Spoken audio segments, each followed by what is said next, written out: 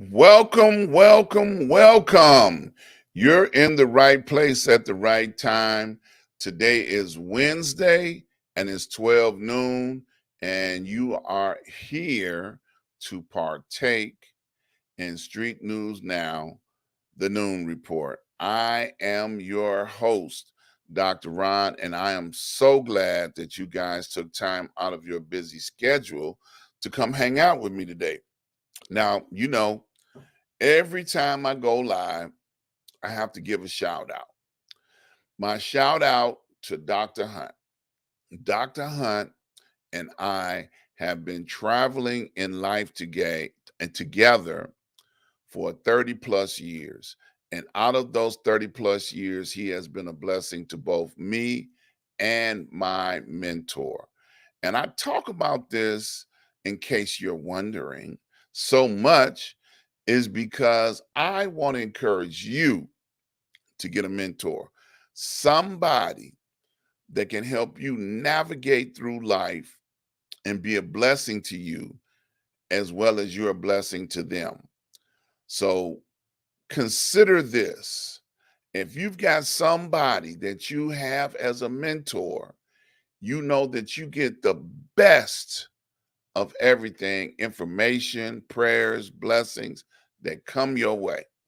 So get a mentor and then get a show so you can shout your mentor out. So on today, we've got a few things to talk about. The first thing I want to talk about is Country Club Hills. Country Club Hills is still haven't got the message. They're still trying to be an entertainment entity, which is not the assigned duty of a government. They have a mayor and a city manager that is so wrapped up with trying to promote and do things of a entertainment entity that the duties and responsibilities that they were elected to do or hired to do is falling short. And it's a terrible thing because, Country Club Hills is not a very big city. It's not. So they need to focus on being an elected official with the duties of running and the responsibilities of a city. Now, Country Club Hills is just south of the city of Chicago, but it's terrible. We are being run in the ground because they are taking tax dollars and funds that are coming into our city to run an entertainment entity. People have quit. Employees have quit. We used to have city inspectors. We used to have various people in various jobs that were responsible for making sure the needs of the members of the city were met. They are not being met.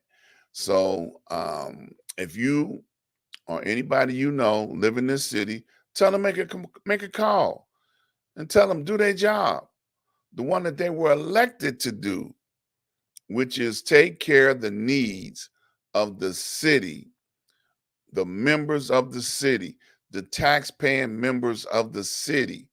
We are being forsaken by the mayor and by the mayor's city manager. So I'm going to keep talking about it until things get better. I hope you don't get bored with me talking about it, but the facts are the facts. And if the mayor would like to come on and challenge me, I invite him to come meet me right here on Street News Now and tell me all that he is doing for the good of the city. Okay? So I encourage you, if you know the mayor, tell him, yeah, Dr. Ron says so. You ain't doing your job. Get on your job. Okay. Now, the second thing I'd like to talk about. Now, I was talking to somebody earlier about the temperature and the bad weather that we're having throughout the United States. I don't know what part of the country you live in, but if you live in Arizona, they're working on a record 11 days of 110-degree weather. I was talking to somebody in Arizona on yesterday, and I was kind of teasing them. I say, man, there's no way that I would want to live in Arizona. They have these things called Habibs, and Habibs are dust storms that blow in, and they come as high as the ground or the earth, all the way up into the atmosphere. And I'm like, man, I can't breathe sand. He said, well, they don't come all the way into the city. You know, Habibs are generally something that happen in the urban areas. But from the research that I have seen, I don't even want to take a chance, because if I get a lung full of sand, oh my goodness, that would be terrible. Excuse me. Dust storms, they get into the house, they get into your air conditioner, they get into, everything. And those granules from the sand will destroy everything that it comes in contact with. So I'm glad that I don't have to put up with that in Chicago. But I tell you, they love it, you know. And now they're going through, due to global warming, and extreme heat for record days, 11 days. And we don't know how long this record heat is going to continue to go. Somebody was saying, I talking to earlier, they say they always have bad weather in Arizona to that degree. Summertimes are always 100 degrees plus. Well, they must love it. And hey, but I know due to global warming, it has got to be even worse now than ever before. While we're talking about weather, I want to talk about the flooding in Chicago.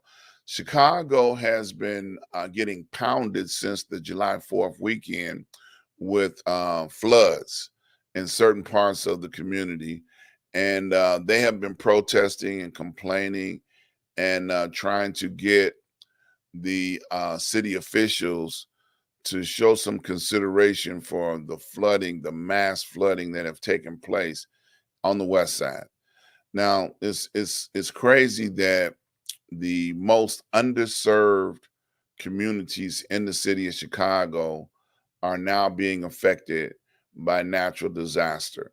And they have been reporting that many of the insurance companies that cover those residents, whether they be tenants in homes or apartments or basement units, the insurance company has denied their claims. They said, oh, no, we can't help you. And that's, to me, um, poor service. You pay your money expecting them to be there for you no matter what your disaster, whether it be a fire, flood, no matter what it is. You want your insurance company to be there to honor your claims, to help you replace your losses, to help you in case you cannot live there, to put you up in a hotel. That's the reason why you pay insurance. And I'm sure many of them, because they've suffered through floods before, had flood insurance, but I'm sure many of them didn't. So now it falls on the city. They have had press conferences. Representative LaShawn Ford, who covers the district on the west side, has said to many of the people in a press conference that they are looking for the state to pick up some of the slack and declare the national emergency or the national disaster.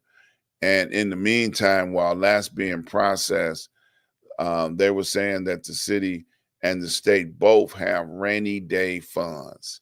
Let's use the rainy day funds for this type of situation. Now, how did we get to this point? We have the Water Reclamation District in the city of Chicago, that one of the things that they do is when we have situations like that, the sewer systems can't handle that much rain that fast. And then there's even today more rain. So we have city street flooding, and these things go directly into people's, below ground residence. but it's the job of the water reclamation department to be able to pull that switch and open the canal to allow this water to flood into the lake, into the river, to be able to keep it from back flushing into people's houses. Because one of the things that happens when it goes into people's houses, we get all sorts of furniture, belongings, things get flooded out. So they used to have situations where certain parts of the communities in Chicago would have sewer blocks. And the reason why I know so much about this because I used to live in a basement apartment, and once I got out of there, I was like, nope, not gonna happen again. But sewer blocks keep the water from over flooding back up into your unit. And if your street or your house doesn't have sewer blocks on it, then you're going to get flooded because when that overflow of water, too much water coming into the system so fast, it's got to go somewhere. So it floods back into people's homes and causes, disasters the way that we're suffering. So now we're having great floods in the city of Chicago, in the communities.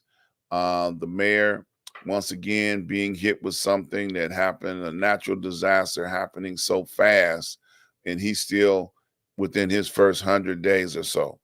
So he's dealing with things, trying to make sure that the departments that handle these things are aware and monitoring all of the weather situations so that we can keep some of this water out of people's homes because there's no place else for it to go except for back into people's homes.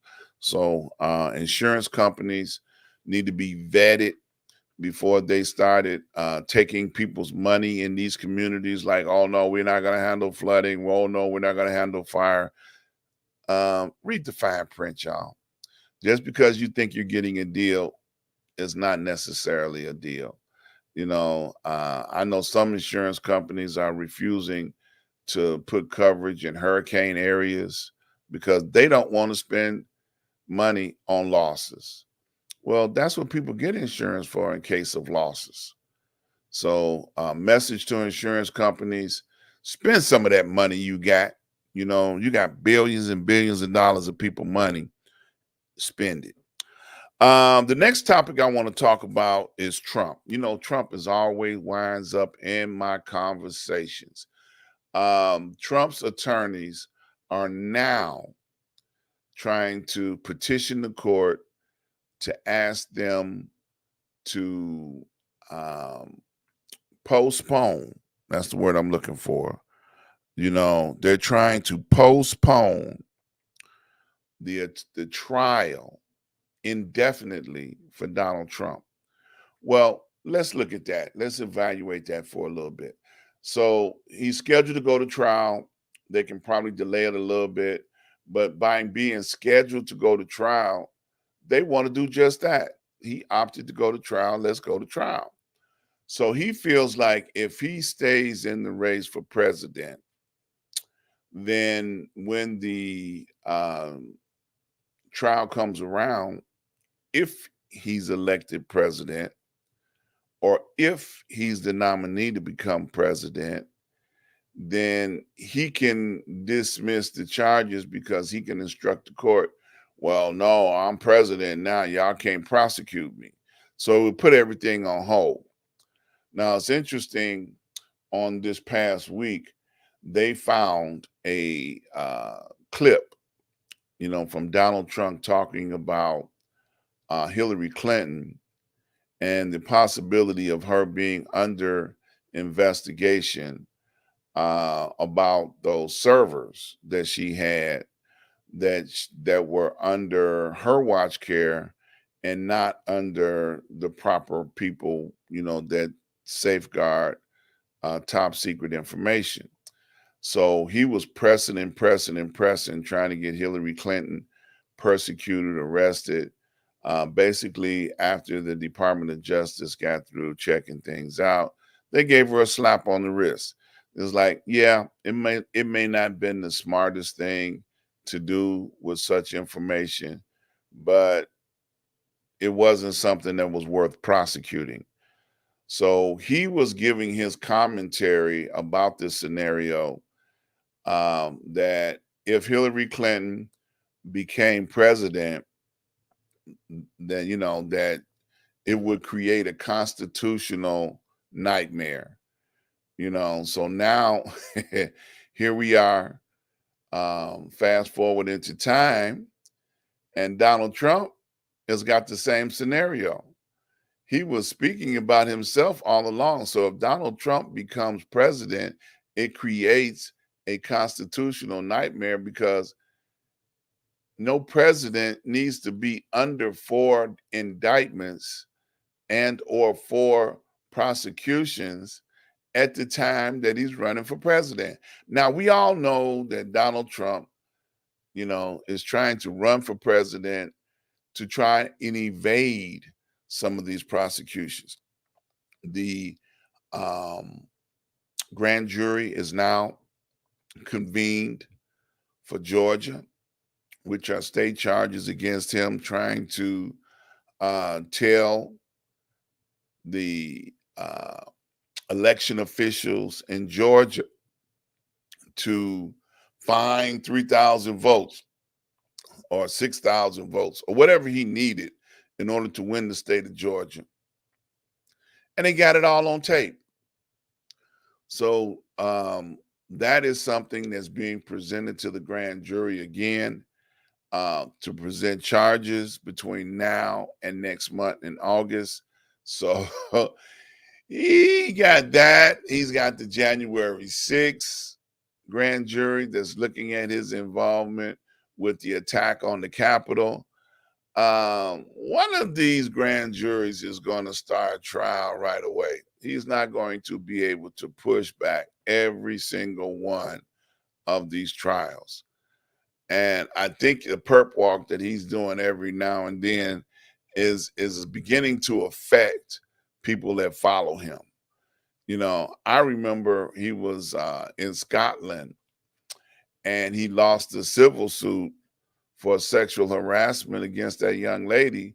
And his attitude was, they should have never been able to bring charges against me. I'll dare them. Like he really does think that he is the Teflon Don. And I just laugh because, boy, like they say, they all fall down.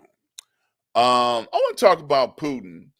This is something that's in the mainstream media right now. Putin made this big fuss over the general that was on his way to overthrow the government a couple of weeks ago. So now the general, after Putin declared that he was going to punish him, he was going to not be able to, be free because I'm going to, make him pay for threatening to overthrow. And he went right up to him. Now, the thug thing to do. Now, you got to look at it like this. The thug thing to do, if somebody threaten you, you go see them. And you stand right in front of them and say, hey, we need to end this war because we're not going to win this war. They got more resources and better resources than we have in Ukraine. We need to end this. People are dying for no reason. And that's the facts.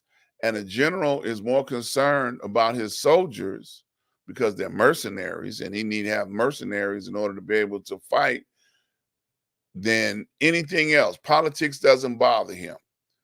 So this was a very bad decision for Putin to do. And now he's being confronted by one of the top mercenaries in that country. So Putin is in trouble. He is in trouble and in question about the things that he decided to do as the supreme being and supreme leader. So right now, Putin is like, we may not hear from Putin too much longer, because if, being a dictator, all it takes is one general to decide we don't want to follow you anymore, and you've got trouble. And that's exactly what's going on with Putin right now. One of his generals is rebelling against the war. So now Putin may just come up missing. Mark my words, he may come up missing. Now, one of the things I want to talk about also today are I was looking at a graph. Now, this week, President Biden is in NATO at the NATO conference. And I was looking at the amount of money that the United States puts out to support NATO. Now, all the major countries in Europe are on the list, but the United States puts out almost twice as much money as any other country that's part of NATO. Now, my problem with that is we got needs right here in the United States that don't get met. And I know that many social organizations have gone to NATO to complain about the behavior of Europeans in the United States against, you know, people of color, Black folks, African Americans, and NATO have agreed that there is a problem that exists in the United States. But yet, because we put out so much money into the United Nations and NATO, the alliance, that they're not ever going to complain or do anything right against the United States. See, the right thing would be to say, hey, we're going to offer aid and support to all of the people in the United States that need aid and support, but they can't do that because the United Nations are being paid a great deal of American money. And it's unbelievable. I don't understand why the United States feels the need to put out as much. If anything, then it should be a fair contribution from all of the European alliances to be able to support what's going on with NATO. Not 2-1 or 10-1 in favor of the United States on what we donate and what we give. We need to rethink this. Now, somebody told me this, my fearless leader earlier, Mr. Lee. I was talking to him right before the show, and he was saying I was sounding like Donald Trump about complaining about the amount of money that's being given to NATO. Well, if I am, it's the facts. You look at the numbers. We don't control NATO. We're just a member of NATO. And why are we spending more than anybody else that are members as well? Why is our membership so much higher than anybody else's? So that's a fact. You look at the numbers and you wonder, we pay all of this money in taxes. Now, the Republicans like to scream and holler about money, but yet they don't say anything about unfair expenditures towards things like NATO. Now, that's something they should have been complaining about all off the top. We can take some of that money and put it back into helping the American people, which to me would make far more sense. Well, that's my commentary for this week. I want to thank you guys for joining me here on the Noon Report on Street News Now. I want to invite you guys to go over to the website, Street News Now. If you're interested in starting a show and looking for a home to place your show, if you're producing a show now and you're looking for some place where you can place a show that can be home, we've got many time slots available. We're talking to several people now about bringing on their show to the network. So the network is growing. We're still very new doing what we got to do here. But I encourage you guys to think about joining the Street News Now family. Come on board, be a part of what we're doing here, and help this thing grow where you can be a benefit of being here in the beginning. So definitely check it out. Go over there and fill out a form. Tell us what kind of show you want to do. Somebody in the administrative staff will reach out to you and help you put your show together so we can get you up and going as soon as you're ready. All right. So I want to encourage you guys to subscribe, like, and share. Please send this around, share it on your timeline, allow people to enjoy the commentaries that we do here. And then we're looking forward to doing even more and more commentaries each and every Wednesday. So that's it for this week. I want you guys to spread the word. Be safe out there. We got unbelievable heat and weather conditions all across the country. So please be safe where you are, no matter where you're living at.